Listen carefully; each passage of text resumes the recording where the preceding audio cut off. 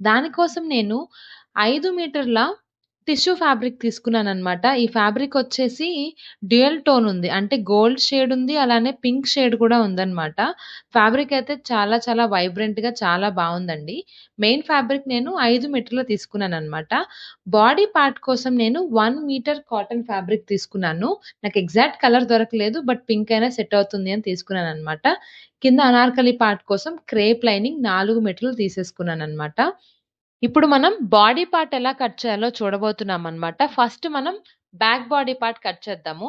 ఇలా ఫ్యాబ్రిక్‌ని single fold ఒక మడత మీద తీసుకొని, ఇలా చివరలో ఏదైనా క్రాస్ ఉంటే ఆ క్రాస్‌ని ఇట్లా మార్క్ చేసేసుకొని, మనకి బాడీ పార్ట్ ఎంత లెంత్ కావాలో దానికొక 1 ఇంచ్ ఎక్స్‌ట్రా మార్క్ చేసుకోవాలి. ఇక్కడ నాకు 14 కావాలి. అందుకే నేను 15 ఇంచులతో ఇట్లా మార్క్ చేసుకుంటున్నాననమాట. మీకెంత కావాలి అనుకుంటే దానికి ఒక 1 ఇంచ్ యాడ్ చేసుకొని మార్క్ చేసుకోండి. ఓకే. ఈ విధంగా మార్క్ చేసుకున్న తర్వాత ఇదే లైన్ మీద షోల్డర్ కోసం నేను 6 ఇంచులు, అలానే నెక్ కోసం 3 ఇంచులు ఇట్లా మార్క్ చేసుకోవాలి. సేమ్ ఇదే మార్కింగ్‌ని కింద కూడా మార్క్ చేసుకొని, ఈ రెండిటిని ఇలా కలిపేసుకోవాలనమాట. ఇప్పుడు ఈ లైన్ మీద షోల్డర్ స్లోప్ కోసం అర ఇంచుతో ఇట్లా కిందికి మార్క్ చేసుకోవాలి. అక్కడి నుంచి ఆర్మ్ హోల్ కోసం 6.5 ఇంచులు ఇట్లా కిందికి మార్క్ చేసుకుంటున్నామనమాట. ఇదే 6.5 ప్లస్ హాఫ్ ఇంచ్ కలిపితే ఎంతవుతుందనమాట 7 ఇంచుల్ని ఇక్కడ ఇలా మార్క్ చేసేసుకొని, ఈ 2 మార్కింగ్స్‌ని ఇట్లా స్ట్రెయిట్ లైన్‌తో కలిపేసుకోవాలి. ఓకే. ఏదైతే మనం నెక్ కోసం 3 ఇంచులు పైన పెట్టుకున్నామో, అదే 3 ఇంచులు ఇలా కింద కూడా పెట్టేసుకోవాలి. ఇదే లైన్ మీద మనం చెస్ట్ మార్కింగ్ చేసుకోవాలనమాట. చెస్ట్‌లో నాలుగవ భాగం తీసుకొని దానికొక 2 ఇంచులు ఖర్చు కోసం కలుపుకోవాలి. ఇక్కడ కింద నడుములో నాలుగవ భాగం తీసుకొని, దానికి ఖర్చు కోసం 2 ఇంచులు ఎక్స్‌ట్రా మార్క్ చేసుకోవాలి. ఇక్కడ నేను 1 ఇంచు విడ్త్ ఉండే డాట్ పెట్టుకోవాలనుకుంటున్నా బ్యాక్ పార్ట్‌లో. అందుకని ఎక్స్‌ట్రా 1 ఇంచ్ పెట్టేసుకొని, ఈ మార్కింగ్స్‌ని ఇట్లా కలిపేసుకోవాలనమాట. ఓకే.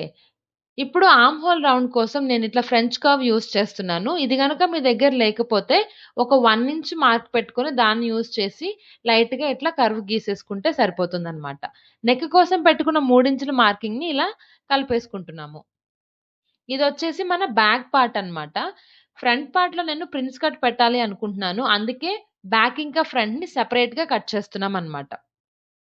మనం పెట్టుకున్న మార్కింగ్స్ ప్రకారం ఇట్లా కట్ చేసేసుకోవాలి. ఇప్పుడు మనం ఇదే బ్యాక్ పార్ట్ యూజ్ చేసుకొని ఫ్రంట్ పార్ట్ కూడా కట్ చేసుకుంటామనమాట. హాఫ్ ఇంచ్ షోల్డర్ స్లోప్ కోసం పెట్టుకున్నాం కదా! అది ఇలా మార్క్ చేసుకొని, ఈ నెక్ పాయింట్ దగ్గర నుంచి దీన్నిట్లా స్లాంట్‌గా కలిపేసేసుకొని, ఈ ఎక్స్‌ట్రా పీస్‌ని మనం కట్ చేసేసుకోవాలి. ఎందుకంటే మన షోల్డర్ స్ట్రెయిట్‌గా ఉండదనమాట. ఇప్పుడు మీరు చూసుకున్నట్టయితే కొంచెం ఇట్లా స్లోప్ ఉంటుంది. ఆ స్లోప్ కోసం ఇది మనం ఒక హాఫ్ ఇంచ్ పెట్టుకొని ఇలా కట్ చేసుకుంటున్నామనమాట. ఫ్రంట్ పార్ట్ కోసం కూడా ఇలా సింగిల్ ఫోల్డ్ మీద ఒక మడత మీద తీసుకొని బ్యాక్ పార్ట్ మనం కట్ చేసుకున్నాం కదా! ఆ బ్యాక్ పార్ట్‌ని ఇట్లా పెట్టుకొని బ్యాక్ పార్ట్ ఏ విధంగా అయితే ఉందో దాని వెంటనే ఇట్లా మనం మార్క్ చేసుకోవాలనమాట. సేమ్ బ్యాక్ పార్ట్ లాగే ట్రేస్ చేసుకోవాలి. చిన్న చిన్న మార్పులుంటాయన్నమాట. అది మనం ఇప్పుడు చూసేద్దాం. ఈ మార్కింగ్ వీల్‌తో నేను ఆర్మ్ హోల్ లైన్స్‌ని ఇట్లా మార్క్ చేసుకొని, వాటిని థిక్‌గా కనిపించటం కోసం మళ్ళీ ఇట్లా చాక్ పీస్‌తో గీసేసుకుంటున్నాను. ఓకే. ఆర్మ్ హోల్ లైన్స్ మనకొచ్చేసాయన్నమాట. ఎప్పుడైనా ఆర్మ్ హోల్ అనేది ఫ్రంట్‌కి ఇలా ఒక హాఫ్ ఇంచ్ మనం ఎప్పుడైనా లోపలికే గీసుకోవాలన్నమాట. ఆ ఆర్మ్ హోల్ లోతు తీసుకోవడం కోసం ఇక్కడ ఒక అర ఇంచ్ పెట్టుకొని, ఈ డాట్‌ని ఈ మార్కింగ్‌ని యూజ్ చేసుకొని ఇట్లా గీసేసుకున్నా. ఇది ఫ్రంట్ ఆర్మ్ హోల్ అన్నమాట. ఇప్పుడు neck depth, front neck depth వచ్చేసి నేను 7 ఇంచులు తీసుకుంటున్నానన్నమాట. ఓకే. ఈ 7 ఇంచులు ఇట్లా మార్క్ చేసేసుకొని స్ట్రెయిట్ లైన్‌తో కలిపేసేసుకోవాలి. ఇప్పుడు నెక్ విడ్త్ ఎంత 3 ఇంచులు తీసుకున్నాం కదా! నేను ఫ్రంట్, బ్యాక్ 3 ఇంచులు తీసుకున్నానండి. సో, ఆ 3 ఇంచులని ఇట్లా కలిపేసేసుకోవాలి. ఇప్పుడు మనం బస్ట్ పాయింట్ కోసం పైనుంచి 10 ఇంచులతో ఇట్లా మార్క్ చేసుకుంటున్నానన్నమాట. మీరు మీ షోల్డర్ దగ్గర నుంచి మీ ఎపెక్స్ పాయింట్ ఎక్కడ చూసుకొని ఆ విధంగా మార్క్ చేసుకుంటే సరిపోతుంది. ఈ చివర నుంచి 4 ఇంచులు మార్క్ చేసుకుంటున్నాను. ఓకే. 4 ఇంచులు ఇలా మార్క్ చేసుకొని కింద 3.25 ఇంచులతో మార్క్ చేసుకుంటున్నా. ఫ్రంట్ డాట్ వచ్చేసి నాకు 1.5 ఇంచులు కావాలి. అందుకని 1.5 ఇంచులతో ఇట్లా మార్క్ చేసుకొని, ఇప్పుడు ఈ 2 మార్కింగ్స్‌ని ఇట్లా కలిపేసుకుంటున్నామనమాట. ఈ బస్ట్ పాయింట్ నుంచి స్లైట్‌గా ఒక కర్వ్‌లాగా ఈ ఆర్మ్ హోల్‌లో ఇట్లా కలిపేసుకోవాలి. ఇక్కడి నుంచి ఈ డాట్ పాయింట్‌కి కూడా స్లైట్‌గా కర్వ్‌లాగా తీసుకోవాలి. స్ట్రెయిట్ లైన్స్ మాత్రం గీసుకోకూడదనమాట. ఇప్పుడు ఈ చివరన ఒక 1 ఇంచ్ ఎక్స్‌ట్రా, ఈ చివరన ఒక 1 ఇంచ్ ఎక్స్‌ట్రా పెట్టుకోవాలి. ఎందుకంటే ఈ 2 పీసెస్ మనం సెపరేట్‌గా కట్ చేసి మళ్ళీ యాడ్ చేసుకుంటాం గదా! ఆ సీమ్ అలవెన్స్ కోసం. కలిపి కుడుతున్నప్పుడు మనకి ఎక్స్‌ట్రా కావాలి కదా క్లాత్ అందుకోసం అన్నమాట. పైన ఒక 1 ఇంచు, కింద ఒక 1 ఇంచు పెట్టుకొని మనం పెట్టుకున్న మార్కింగ్స్ ప్రకారం కట్ చేసుకోవాలి. కానీ ఆర్మ్ హోల్ మాత్రం పెట్టుకున్న మార్కింగ్స్ కన్నా కొంచెం ఎక్స్‌ట్రానే కట్ చేసుకోవాలి. ఎందుకంటే ఈ 2 పీసెస్ కలిపి కుడుతున్నప్పుడు ఎగుడు దిగుడు అవుతాయన్నమాట. అప్పుడు మాత్రమే మనం కలిపి కుట్టేసుకున్న తర్వాత ఖచ్చితంగా ఆర్మ్ హోల్‌ని కట్ చేసుకోవాలి. అందుకే ఇప్పుడు కొంచెం ఎక్స్‌ట్రా కట్ చేసుకుంటున్నామన్నమాట. ఇలా కటింగ్ అయిపోయిన తర్వాత ఈ ఎపెక్స్ పాయింట్ ఉంది కదా! ఈ బస్ట్ పాయింట్ దగ్గర ఇక్కడ ఒక చిన్న డాట్ పెట్టుకోవాలి. అదే విధంగా ఈ పీస్‌లో కూడా మరొక చిన్న టక్స్ పెట్టుకోవాలన్నమాట.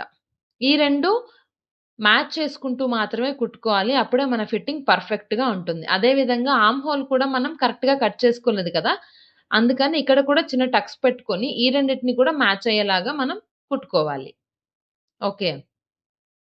నేను ఫ్రంట్ నెక్ చాలా సింపుల్‌గా స్లైట్‌గా ఒక చిన్న కర్వ్ తీసుకున్నానండి. మీకు ఎలాంటి నెక్ కావాలంటే మీరలా మార్క్ చేసుకోవచ్చు.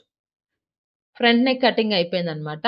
అదే విధంగా మనం బ్యాక్ నెక్ కటింగ్ కూడా చేసుకోవాలి. ఇక్కడ నేనొచ్చేసి బ్యాక్ నెక్ రౌండ్ నెక్కే పెట్టేసుకున్నాననమాట. సింపుల్‌గా ఉంటుంది అనేసి. ఓకే. మన లైనింగ్ కటింగ్ అయితే అయిపోయిందండి. ఫ్రంట్ ఇంకా బ్యాక్. ఈ లైనింగ్ పీసెస్‌ని యూజ్ చేసుకొని మనం మెయిన్ ఫ్యాబ్రిక్‌ని కూడా ఎలా కట్ చేయాలో ఇప్పుడు చూసుకోబోతున్నాము.